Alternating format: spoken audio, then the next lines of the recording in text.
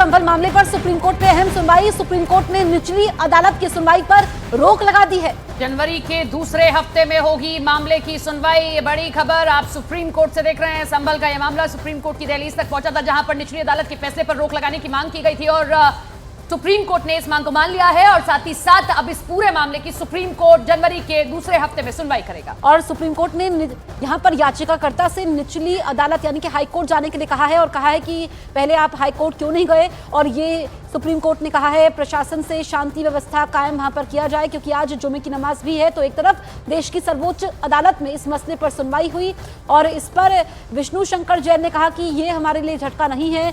अभी तक जो रिपोर्ट है वो सीलबंद लिफाफे में अब रहेगी और वो कमिश्नर कोर्ट उसे पेश कर सकता है और जो भी हाई कोर्ट का निर्देश होगा इस पूरे मामले पर उसके बाद आगे की कार्रवाई होगी। लेकिन सुप्रीम कोर्ट में दूसरे हफ्ते में यानी कि जनवरी के दूसरे हफ्ते में इस मामले पर सुनवाई होगी।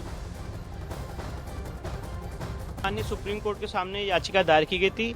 ऑनरेबल सुप्रीम कोर्ट ने ये कहा, सबसे पहले ऑनरेबल सुप्रीम कोर्ट ने चिंता जताई कि वहाँ पे पीस और हार्मनी मेंटेन रहे और स्टेट ऑफ यूपी की तरफ से जो काउंसिल प्रेजेंट उन्होंने कहा कि हम सारी कोशिश और हम पूरा दायित्व है पीस और हार्मनी मेंटेन करने का।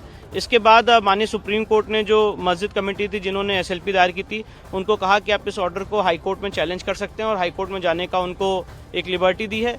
साथ ही साथ ऑनरेबल सुप्रीम कोर्ट ने यह भी कहा है कि 3 दिन के अंदर अगर आप हाई कोर्ट में याचिका दायर करते हैं तो मामला हाई कोर्ट के सामने लिस्ट किया जाए और हाई कोर्ट के फर्दर डायरेक्शंस तक के लिए वेट किया जाए और तब तक के लिए ट्रायल कोर्ट की प्रोसीडिंग रुकी रहेगी जब तक हाई कोर्ट अपना निर्देश नहीं दे देता है।